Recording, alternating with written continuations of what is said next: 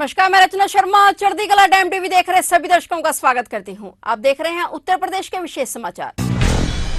उत्तर प्रदेश में शुक्रवार को जुमे की नमाज के बाद प्रयागराज, सहारनपुर, मुरादाबाद और फिरोजाबाद सहित 9 जिलों में उपद्रवी तत्वों की नारेबाजी और पथराव की हिंसक वारदातों के मामले में पुलिस ने अब तक 304 लोगों को गिरफ्तार कर लिया है। प्रदेश के अतिरिक्त पुलिस महानिदेशक कानून व्यवस्था प्रशांत कुमार की ओर से दी गई जानकारी के मुताबिक शनिवार को पूरी रात चले गिरफ्तारियों के फलस्वरूप आज रविवार को सुबह तक उपद्रव वाले शहरों से 304 संदिग्धों को हिरासत में लिया गया है। हिरासत से जुड़े आंकड़ों के मुताबिक कुल 9 जिलों में दर्ज की गई 13 एफआईआर के तहत की गई कार्रवाई में ये गिरफ्तारियां हुई हैं। इस बीच पुलिस प्रशासन ने प्रयागराज में हिंसा के मास्टरमाइंड के रूप में चिन्हित किए गए मोहम्मद जावेद उर्फ जावेद पंप को गिरफ्तार कर रविवार को खुलदाबाद स्थित उनके आलीशान बंगले को यानी कि 2 मंजिला मकान को ध्वस्त करने की प्रक्रिया भी शुरू कर दी है। और पुलिस को प्रयागराज हिंसा मामले में प्रमुख भूमिका निभाने वाले 8 अन्य चिन्हित आरोपियों की तलाश है। गौरतलब है कि बीते दिनों भारतीय जनता पार्टी के कुछ नेताओं द्वारा पैगंबर मोहम्मद के बारे में की गई विवादित टिप्पणी के विरोध में इन स्थानों पर उपद्रव हुए हैं। इस घटना के बाद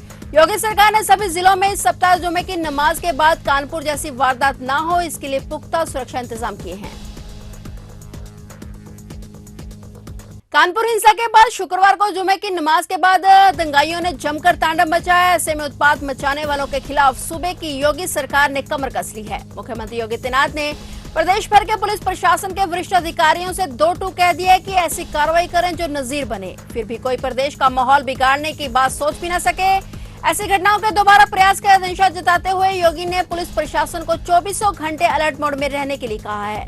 साथ ही स्पष्ट निर्देश दिया कि किसी भी निर्दोष को छेड़े नहीं और एक भी दोषी को छोड़े नहीं। इसी के चलते सीएम योगी ने अपने सरकारी आवास पर वीडियो कॉन्फ्रेंसिंग के माध्यम से प्रदेश भर के पुलिस प्रशासन के वरिष्ठ अधिकारियों के साथ कानून व्यवस्था की समीक्षा की। उन्होंने कहा कि पिछले दिनों कानपुर, प्रयागराज, सहारनपुर, मुरादाबाद, हाथरस, फिरोजाबाद, अम्बेडकर नगर सहित प्रदेश के विभिन्न जिलों में असामाजिक तत्वों ने शांति सौहार्द के माहौल को बिगाड़ने का प्रयास किया है। समाजवादी पार्टी अध्यक्ष और उत्तर प्रदेश के पूर्व मुख्यमंत्री अखिलेश यादव ने सत्तारूढ़ भारतीय जनता पार्टी के चुनाव घोषणा पत्र पर सवाल उठाते हुए आरोप लगाया है कि भाजपा सरकार ने जो वायदा किया था वह झूठा साबित हुआ है। सपा पार्टी प्रमुख यादव ने आरोप लगाया कि भाजपा सरकार ने किसानों को कई धोखे दिए हैं। उन्होंने कहा कि अपने 5 साल पुराने संकल्प पत्र में किसानों की आय दोगुना करने के वायदे किए गए थे और इसे पूरा करने की अवधि 2022 थी। यादव ने यह भी कहा कि इस अवधि के 6 माह बीत रहे हैं पर अभी तक इन दावों की पूर्ति के लिए कहीं कोई संकेत नहीं मिल रहे हैं। उन्होंने कहा कि भाजपा सरकार में किसानों का कुछ भला नहीं होने वाला है और किसानों की कर्ज माफी के वायदे में भी धोखा हुआ है। सपा प्रमुख ने कहा कि किसानों के बिजली बिल को आधा करने का भी भाजपा सरकार ने वादा किया था और वह वादा भी झूठा साबित हुआ। यादव ने कहा कि भारतीय जनता पार्टी और सरकार दोनों की मानसिकता किसान विरोधी है। उन्होंने कहा कि किसानों की कीमत पर पूंजी घरानों का पोषण करने का उनका रिकॉर्ड जग जाहिर है। उन्होंने दावा किया कि गन्ना किसानों का सरकारी चीनी मिलों पर अरबों रुपए बकाया है और भाजपा सरकार लगातार बकाया राशि के बारे में झूठ बोलती जा रही है। उन्होंने ये भी कहा कि समाजवादी पार्टी किसानों, गरीबों के हितों के लिए प्रतिबद्ध है और जनता का भाजपा सरकार की कुनीतियों के विरुद्ध दृढ़ता से प्रतिरोध जारी रहेगा। यूपी के अम्बेडकर नगर में जुमे की नमाज के बाद हुई हिंसा के मामले में एक और वीडियो सामने आया है जिसमें विवादित चेहरा है एआईएमआईएम नेता इरफान पठान का। इरफान पठान इकट्ठा हुई भीड़ के बीच स्पीच देता हुआ दिखाई दे रहा है। वहीं भीड़ से एक युवक इरफान पठान से कह रहा है कि जुलूस निकालने के लिए अपने क्यों कहा था। फिलहाल पुलिस ने इरफान को गिरफ्तार कर लिया है। बता दें कि भीड़ को समझाने के लिए पुलिस ने हिस्ट्री शीटर इरफान पठान को भी बुलाया था। बवाल शुरू होने के बाद वह पुलिस के इर्द गिर्द घूमता रहा। इरफान पठान पर कई आपराधिक मुकदमे दर्ज हैं। घटना के मास्टरमाइंड फराज से इरफान पठान के संबंध बताए जा रहे हैं। वीडियो सामने आने के बाद इरफान पठान की भूमिका सवालों के घेरे में है।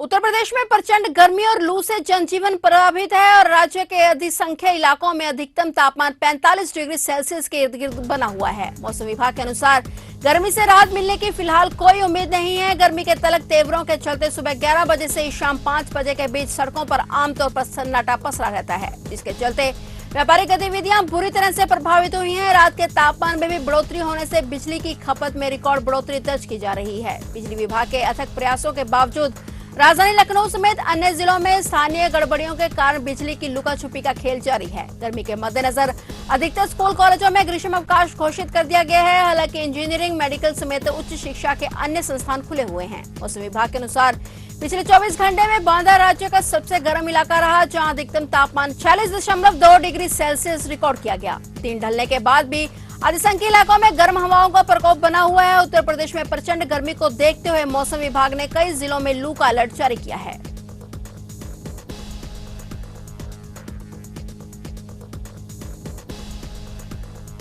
यूपी के बिकरू कांड के 23 महीने बीत चुके हैं, लेकिन बिकरू कांड आज भी चर्चा में बना हुआ है। इसी कड़ी में जिला प्रशासन ने बड़ी कार्रवाई करते हुए 2 साल पहले एसटीएफ एनकाउंटर में मारे गए कुख्यात अपराधी विकास दुबे के परिवार के सदस्यों को करोड़ों रुपए की अवैध संपत्ति को जब्त कर लिया था। और वे बताया जा रहा है कि ये संपत्ति अवैध रूप में अर्जित की गई थी और विकास दुबे के बेटे, बहन और बहनोई की संपत्ति राष्ट्रीय टीम की निगरानी में सीज की गई है। बताया जा रहा है कि विकास दुबे के कई करीबी पुलिस की रिडार पर हैं और जल्द ही उन पर भी कार्रवाई हो सकती है। विकास दुबे के बेटे राम कुमार दुबे द्वारा अवैध धन अर्जित कर शिवली क्षेत्र में बनाई गई लगभग 10,25,88,910 रुपए की संपत्ति को पुलिस ने राष्ट्रीय टीम के साथ जब्त कर लिया है। पुलिस ने बताया कि विकास दुबे की बहन चंद्रकांता उर्फ चंद्रप्रभा की शिवली क्षेत्र में लगभग 80,25,000 रुपए की अवैध संपत्ति पुलिस ने सीज की। इतना ही नहीं, दुबे के जीजा दिनेश कुमार तिवारी की शिवली क्षेत्र में लगभग 7,65,000 रुपए की अवैध संपत्ति भी पुलिस ने कुर्क कर ली। पुलिस ने कुल